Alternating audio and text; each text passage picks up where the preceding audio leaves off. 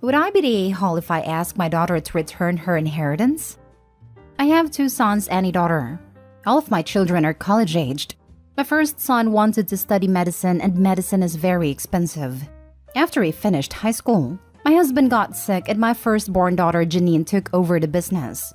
She opted not to go to university but encouraged her brother to pursue medicine and that she will work in the family business and pays fees.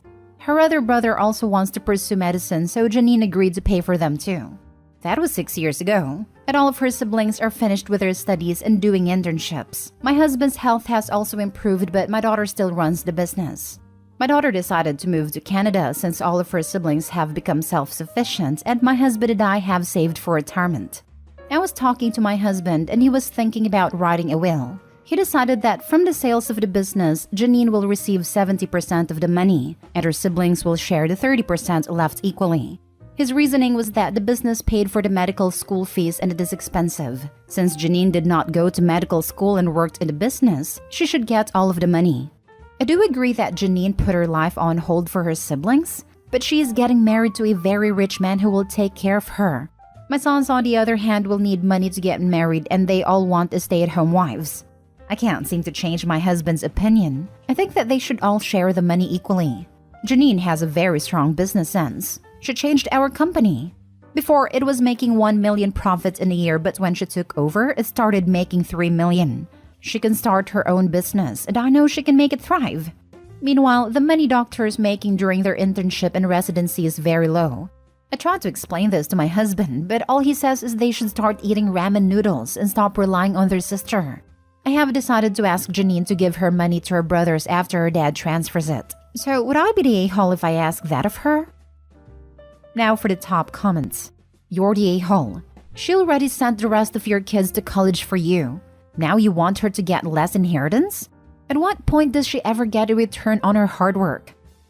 And remember, this was written by OP, so she probably painted herself in the best light possible. Imagine how bad she truly acted and is acting. She also expects her son's future wives to stay at home and not work, while she wants her daughter to start her own business after she gets married. Okay, so your daughter stepped in and passed up on college to take over the business for your family. She paid for the son's education. She even tripled the profits of the business. In what world is it fair to her to penalize her for marrying someone with money? I'm not done yet. Now, your husband clearly owns 100% of the asset. For whatever reason, it is his, not yours.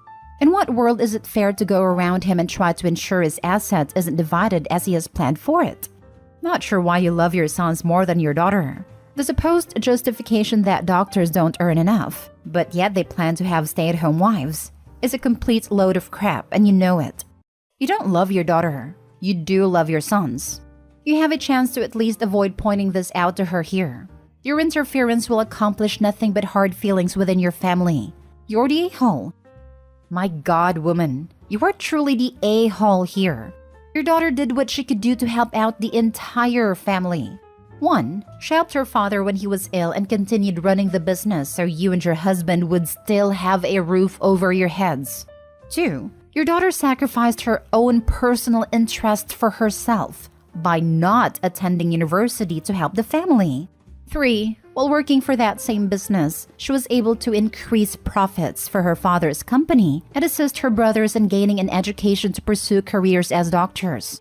4. Then when your husband has recovered and wants to reward his daughter for her personal sacrifices, it wants to reimburse her down the road for her kindness and love of family. Somehow, you can't get it through your poor sons who will do just fine down the road because their freaking doctors scold that your husband is 1000% happy to reward his daughter for the love, support, and sacrifice she endured for you all? And so what? She just happened to have met a lovely man who just appears to be wealthy, and that should cover it. Your husband wants to make sure she gets what she deserves. Let the man do so. Next story. Am I the a-hole for not telling my mom I got full ride scholarship to college? I, 18 female, stopped living at my mom's when I was 17. She and I do not have a very good relationship and has become more strained over the years. The trouble started when I was 8 and my mom started dating her husband. I was several months out from losing my dad, and when she introduced me to her husband, then boyfriend, I was honest that I did not like her dating. She told me I would come around. But within 4 months, she left me with a cousin and got engaged to the guy while his kids were present. I found out because my cousin got a text with a photo of them, and the news had already gone around the rest of my mom's family and her husband's family. Then I was the last person to find out about her being pregnant 2 years after that point. Her stepson, who was 15 at the time, decided he would taunt me with the news and saying how mom had fully replaced my dad and I was next. I don't think he actually saw it that way, but he knew that's how I felt about mom being remarried. Apparently, they were all taken by their dad to be told while my mom was telling her family. I think it was like a week later when he taunted me over it. They did attempt to include me in stuff, but because I wasn't into it, that was kind of just left to be its own thing. Mom pulled away from me and would then feel bad and try to bond. Eventually, I just decided I had lost her because I couldn't blend with her husband and his kids, and because she would always resent me for that, the way I resented her for moving so fast after dad and putting everyone before me. I moved in with my dad's parents. This is where I was when I applied for college and stuff and I got the scholarship. I never told my mom. We didn't talk for months. And it's only after I started college last week that she had reached out to my grandparents about something and she found out.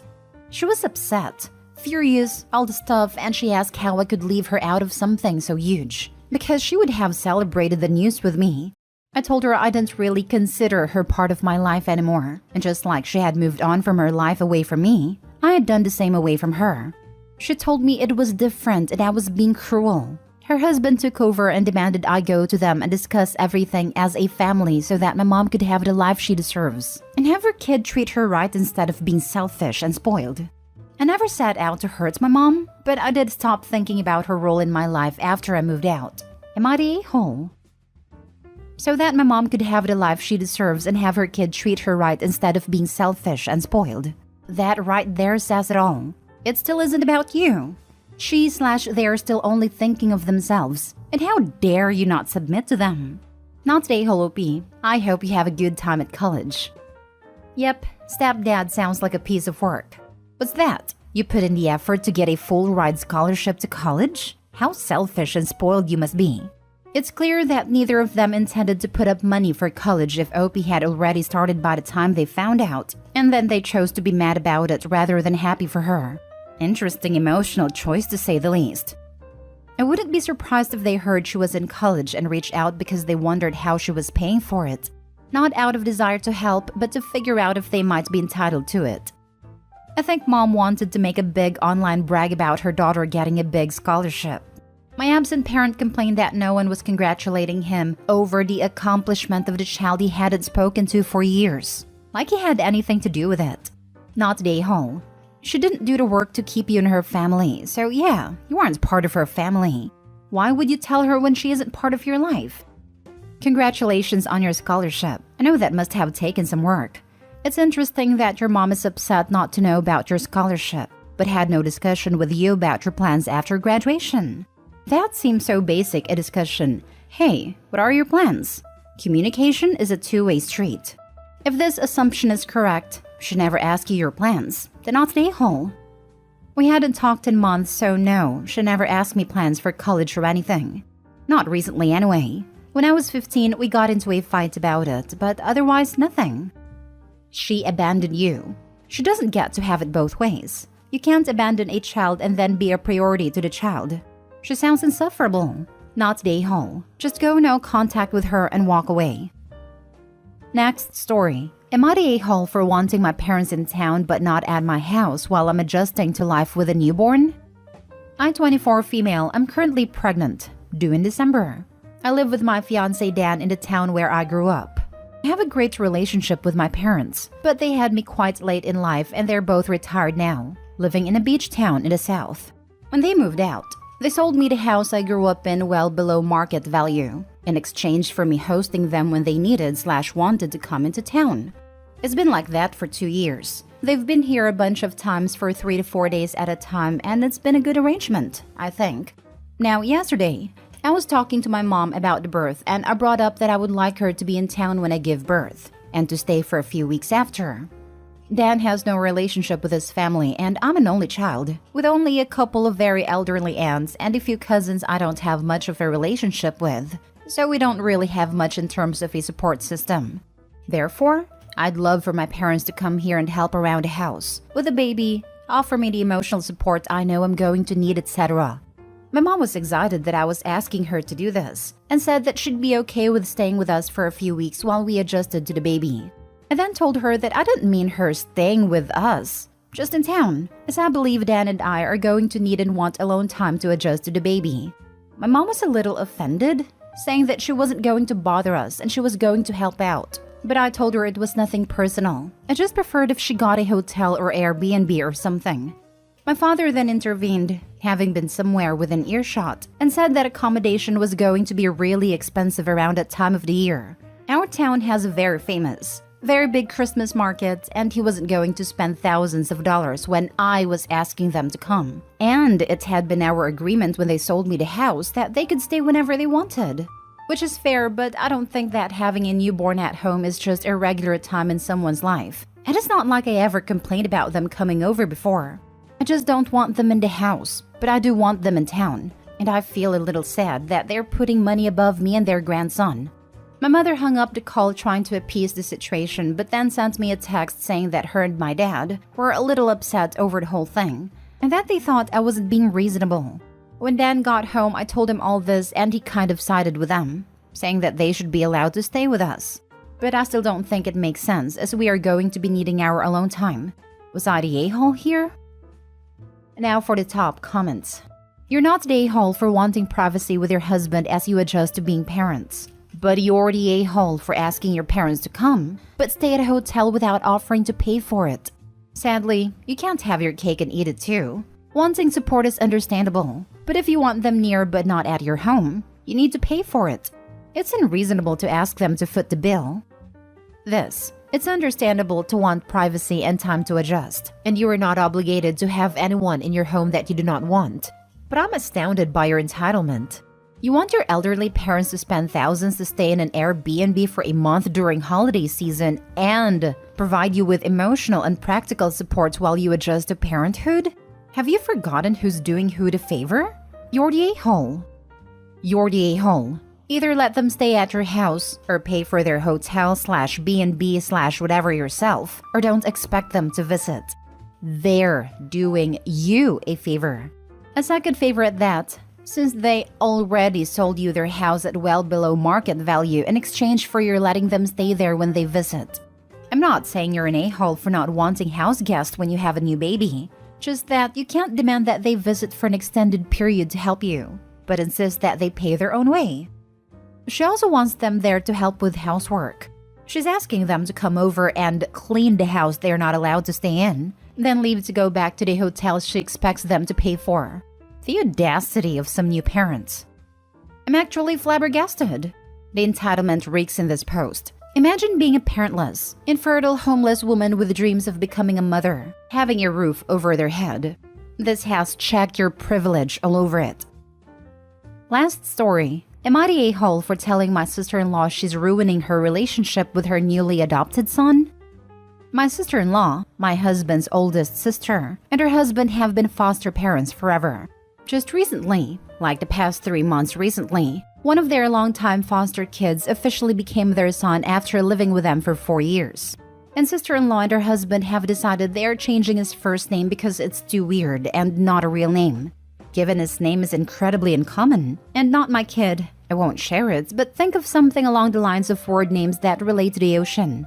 He loves his name. He has never expressed any kind of bad vibe about his name, and he has actually asked them not to change it. Speaking as someone who also has a very uncommon name, at least for the US, and think constellation for what mine could be, and who loves my name also, I feel so bad for him. They told him he would thank them one day, and to think about how nice it would be for him to be named by his parents instead of by strangers. He's almost 9, and he told them it was part of who he is. He also pointed to me, but they said I was different, and that I am not a doctor or a lawyer, so my name is less of a hindrance. He said he doesn't want to be a doctor or a lawyer either. They told him he could change his mind, and in the corporate world his current name would not work. I pointed out that I do have a corporate job and have never had problems. But again, I am different. They decided his name should be James or William, and they are working on deciding which to use while giving him a family name. My husband told them they should listen to me, Sister-in-law went on a tangent about how I don't know what I'm talking about, and I should sit down and consider the harm my parents did to me by inflicting me with a name as stupid as mine. I told her she could insult me, my parents, and everyone else who gives their kids names she doesn't like, but she has to accept the fact her son wants to keep his name. And just seeing these people who promise to love him and be his family when he didn't always have one, try to change him and tell him he's wrong for hating his name. I said she might not see it, but she is seriously harming their relationship, and she should be prepared for him to not forgive her for this. I also pointed out how it is a link to his biological parents, not just to random strangers, but to people who are no longer alive to care for him. I can't say what she said, but she told me I should mind my own business, that I had no right to say any of this to her, which might be true. Am I the a-hole? My knee-jerk is that this has zero to do with the corporate world. This is all about her discomfort with a name she sees as less than normal. That kid has a rough ride ahead. The kid already has a job to do. Assimilate and grow up to be a doctor or lawyer. That would be a great return on an investment on their part. Buy kid and he in turns buys you a nice house to retire in. Just waiting for them to fling out during an argument how he needs to be grateful to them always no matter what, because they adopted him and they didn't need to.